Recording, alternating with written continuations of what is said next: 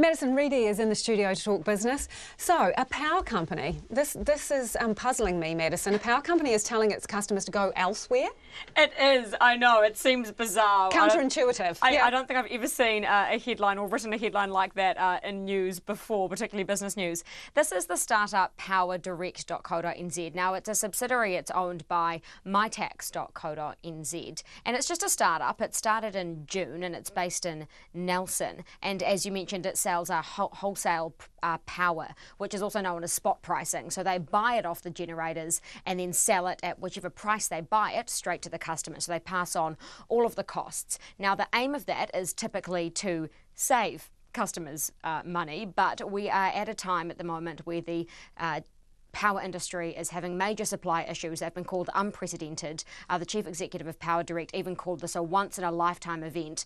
And what's caused that is a combined mix of low levels in the hydro lakes. We haven't had enough rain to fill all of those catchments, which have actually levelled out recently, but prices are still crazy high because there's also a pipeline outage at the Pohokura gas field, which is the largest gas field in the country. And also Huntly Power Station is being turned on as the industry backup, but that obviously costs more to run because you need coal. So the Electricity Authority in its monthly report last month said that this was extremely unusual pricing for October, particularly for spring and the weather conditions that we usually see. Prices have actually hit per megawatt hour on average $300, and typically in October they're $100, so they've almost tripled on average in the past month. Now, I put all of that to the chief executive of powerdirect.co.nz. His name's Lester Binns, and I said, you've called this a once-in-a-lifetime event, but if it continues, do you think that your company could ever start up again? For us to decide to stay in the game, and we will consider it when it happens, I think we need the government to look at why something like this can occur, because in my opinion, it is not costing the generators to generate power at what they're charging at the moment. It seems a little bit off. You called this a once-in-a-lifetime event. Does that scare you that this may happen again in your lifetime and make Power Direct an unsustainable company? Exactly. And look, we follow there's many other operators doing wholesale pricing because, it is, meant to be better over the long run. But it's certainly going to be in the back of our minds. And I think unless we see some changes to the industry, I guess it'll be something we have to consider in a month or two when this thing sorts itself out. That's Lester Binns, the chief executive of powerdirect.co.nz. He said there in a month or two when this sorts itself out. Is he being optimistic there? Because his customers are presumably they're no contract type customers, like you can leave at the drop of the hat. Exactly, and most spot pricing retailers are like that. So that's where they differ and tend to have that competitive edge compared to the more traditional large gentailers, which are generation power companies, and also the retailers, your big ones like Meridian Energy, Contact, Trustpower, all of those. So yes, typically customers can just ditch and leave, and that's exactly what they've been bizarrely told to do by this company. It is also interesting because they're saying it's pressure on hydro, where we're a bit dry coming into the spring, when there is this great push to convert to 100% natural generation as well. Exactly. Well, already 83 to 85% of New Zealand's electricity is generated by renewable sources. So that's your wind and your power and solar. Now, water is the most popular one. Next would be wind. Windy Wellington, there's certainly a lot of renewable energy created down there.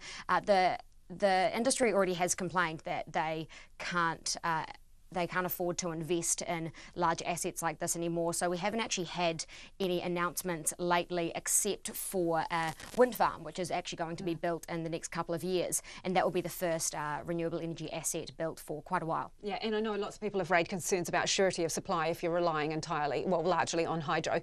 Let's move on to Spark. Spark's managing director has been talking about 5G. And he also was talking about the government today at the annual meeting. So he certainly had a lot to say about both, and he certainly linked them together as well. So 5G is this faster, larger, essentially better internet network that a lot of other countries rely on now. So it's obviously the upgrade to your 3G and your 4G. Spark's already preparing for this. They were one of the first, and all of its competitors like Vodafone are following suit. Or the entire telecommunications industry expects this to be the next big thing, and they're obviously already preparing for it with data demand, as Spark says, doubling every year. So Spark has already put... Doubling every year. That's how much data people are using, particularly with the likes of Netflix and things like that, because to stream video, that just soaks up your data like crazy, and 5G is supposed to be better for video demand. It's supposed to deliver things faster, quicker, and at so a it's going better to feed quality. our addiction, basically. Exactly, feed our addiction, and they're going to profit off our addiction too. But Spark has already rolled out a 4G and a 4.5G. They obviously want to overlay all of their existing infrastructure with a 5G. But what needs to happen first for them to be able to do that is that the government, this is where they come in, they need to sell some of their radio spectrum space so that Spark can do this. And the government hasn't made a decision on that yet. So at Spark's annual meeting today, the Managing Director, Simon Mutter, he said, basically, hurry up, we want to get a move on, and it's costing us more to have this 4.5G and 4G. And if we can roll out 5G, it should also bring the price of broadband down. And he did give a bit of a warning there that if they can't do this anytime soon, then it will keep the price of broadband increasing. He also mentioned the Chinese technology company here, Huawei, which seems like a bit of a segue, but they did say that they plan on considering using them to build this 5G network once they have the ability to do so. And there's been quite a lot of concern about this particular company in Australia, where officials have actually already banned Huawei from building any of its infrastructure networks because of security intelligence concerns, which all started with a report out of the United Kingdom raising those. Yeah. So what has been happening on the markets today? The NZX Top 50 Index closed down ever so slightly, almost not worth mentioning, just 8 points to 8,844. The New Zealand dollar is still buying higher. It's rebounded in the past couple of days, so that's currently buying at 66.5 US cents, 92.4 to the Australian, and 51.2 British pence. It's going to be an interesting next week, isn't it, Madison? What's coming up? I'm quite excited, can you tell? Yeah. On Monday, we have the findings being released of the Financial Markets Authority and the Reserve Bank of New Zealand. Yeah, so anyone with a bank account should be excited about this. They certainly should. This is the Banking Conduct and Culture Review, which was instigated here. Well, the regulators here said, let's do the same as what they did in Australia. In Australia, it was a Royal Commission of Inquiry, which is more of a name and shame. The FMA here has already said that that's not the intent of their one. They just wanted to knock on the doors of the banks and talk to all of their staff all around the country, from the top to the bottom.